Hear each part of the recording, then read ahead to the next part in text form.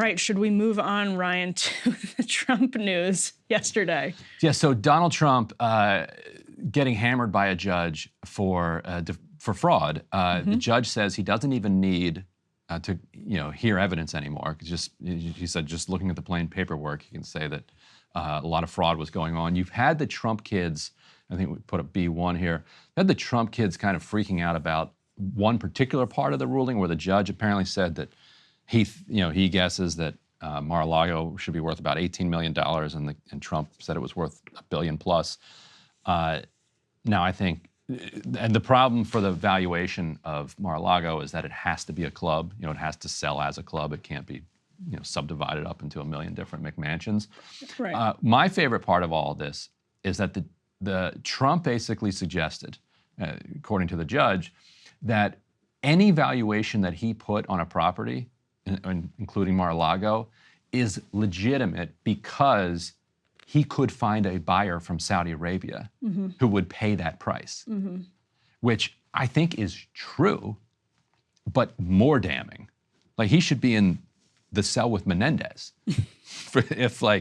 if Menendez is getting a bunch of gold bars from Egypt for whatever he's assuming Menendez them, ends up in a cell. Yes, then Trump just having a blank check from the Saudis for whatever he wants to give them, I think we just forget how corrupt that is, and how much it undermines our national security and our national interests to have somebody whose son-in-law, for instance, takes $2 billion within days of leaving the White House.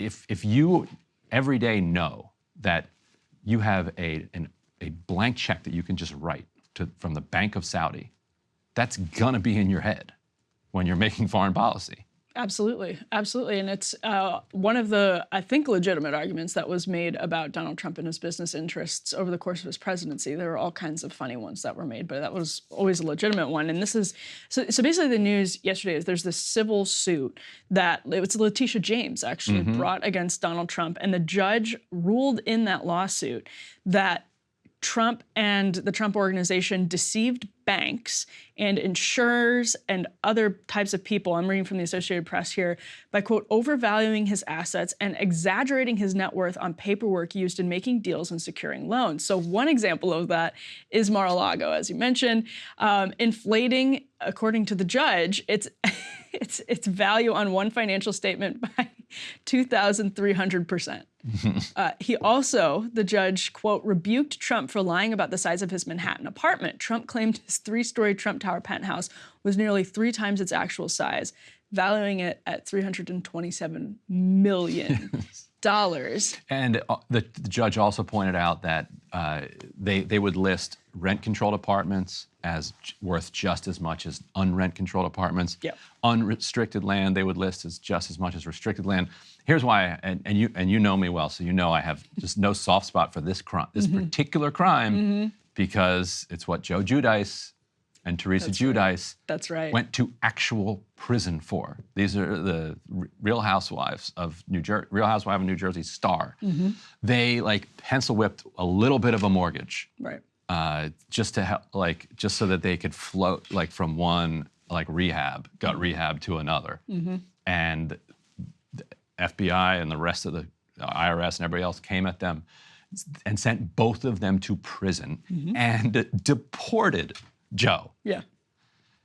For a 0.001 of what the Trump family did here.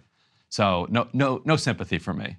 Teresa was on Celebrity Apprentice, and I think has sort of hinted that she's supportive of Donald Trump. Of course she is. The demography is destiny right there. They are 100% Trump supporters, no doubt about it. But some serious penalties coming for Trump. I was just going to say, right. So the consequences of this is that the judge ordered, and this is Arthur Engeron, he ordered that some of Trump's business licenses are now rescinded, which makes it very hard, at least according to the Associated Press, for them to do business in New York, which is where they have always done business. They're trying to take the Trump Tower from him. From us, the people. But in all seriousness, I mean, this is, again, for all of the lawfare involved in these attacks on Trump and all of what I think are legitimate conversations about the weaponization of the Justice Department, et cetera, Trump always had serious vulnerabilities. Always had serious vulnerabilities. And that's why even when he initially ran for president, I don't know to this day that he really wanted to, because he didn't think that he would make it more than like maybe 6 months. Because anybody with this level of sort of business or this type of business history really wouldn't want the attention of basically what did Chuck Schumer say about the intel agencies? That's right. Like that's what's going to happen, whether it's intel or whether it's your business, you're going to become a massive target for all of these things. And you genuinely wouldn't want to expose yourself to that level. There probably aren't any real estate developers in New York who would want that type of scrutiny. Yep. Donald Trump is definitely not one of them. Right. Like, he's not among them. Also, he has no lawyers. Like, because for years he has refused to pay his attorneys. And I have never seen this. In this order, the judge fined Trump's attorneys for their bad arguments. Like the arguments that they made, that, according to the judge, were so bad and so specious that he fined them $7,500. And he says in the order, I told you to stop making stupid arguments. Right. You came back with stupid arguments. Right. You're fined. Like it's one thing to lose emotion. It's another thing to lose emotion so badly that the judge charges you. It's like that. It's pretty tough. Like that line where like we are all stupider for having read this motion. It's all and tough. as a result, you owe us $7,500. And that's where I think we should go back to, like, again, this idea that Donald Trump, so he campaigned again saying, I know the system and I alone can fix it. Basically, he was saying that I have brazenly participated in the upper echelons of America's business and political elite for decades. I have gamed the system. Makes me smart. I'm as he told Clinton. famous for it. Yeah, it doesn't make me it doesn't make me criminal. It makes me smart, something to that extent. It's been out in the open with Donald Trump for a long time. He hasn't sort of hid that he's at best gamed the system.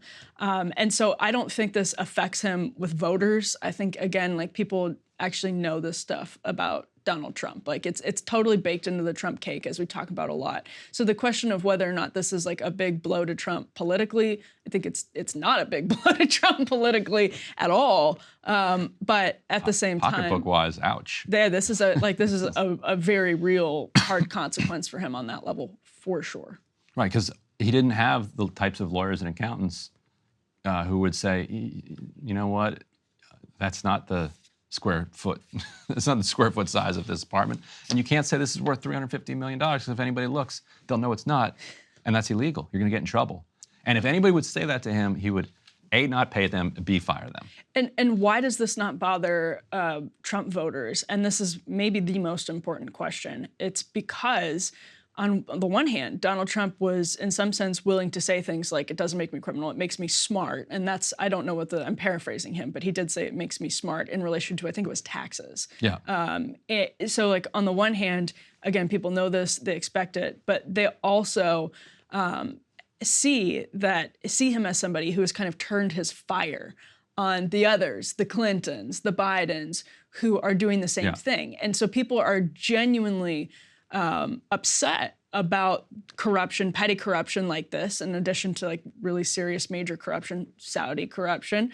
We're going to talk about potential Iran corruption. These sorts of things like genuinely do really bother Trump voters, but they see it as something that Donald Trump has sort of set his sights on. Now, I think your reporting on Jared Kushner should give people serious pause, Trump supporters serious pause, as to whether that's true, as to whether he's sincere when he says he's set his sights on actually undercutting the power of American elites on every level that Trump voters are bothered by, 100%. So that's a different conversation. But again, like people have a very real reason for seeing Trump in that sense. They believe that like he's somebody who profited and benefited from this system and then decided to basically destroy it. The question is whether he actually wants to undermine and destroy it. Yeah, and then and then once you're behind him, it becomes a team sport. It becomes negative polarization. And if you think Biden is like a pedophile communist who's trying to sell the country to the Chinese, then you really don't care. Right. What your opponent, what Trump what's wrong with Trump, because you're like, that's your horse that you're going to ride. And that's another thing to the point earlier, I know we have to move on, that you made about how I don't think any real estate developer in New York would want to invite this kind of scrutiny. That's another thing that's going to really irritate people here. And I think rightfully so. And that's not to say Trump didn't do anything wrong, because I think he was obviously doing something wrong. But it then feels like witch hunt stuff once again, that Donald Trump is being singled out. Nobody else is going to be singled out, even real estate developers or similar business people who have given a bunch of money to Democrats, just going after Trump because he's Trump, because it's the "they're not after me, they're after you" meme that he posted when he was president. And there's truth to it, and it resonates because of that. So that will, I mean, I think that'll loom large in the minds of people who, when we're talking about, if you ask someone why, like, do you care about the money that goes to Jared Kushner and his relationship with MBS, et cetera, people will say, listen, it's more serious than that, would be the response. Now, I think both of us would disagree, but I get why when you look at some of this stuff, at least on paper, it does seem like just a slap in the face of the Trump voters, in addition to Donald Trump. Right, but he didn't have to deport Joe Giudice. He didn't have to deport Joe Giudice. And Giudice was deported under Trump. That's right. Deporter-in-chief. That's actually, that was Obama. Yeah. He could have pardoned You are Joe and confusing your Teresa. deporters-in-chief. Yes, but he did deport Joe. That's right. He had a chance to pardon him, didn't. So. Well, shout out to Joe Giudice, who I believe is in the Bahamas. Hey, if you liked that video, don't forget to hit the like button and subscribe to Breaking Points. If you want to see the rest of Counterpoints, go to breakingpoints.com to become a premium member and get the full uncut show every morning in your inbox and on Spotify. Help us build independent news and get the full show every morning at breakingpoints.com.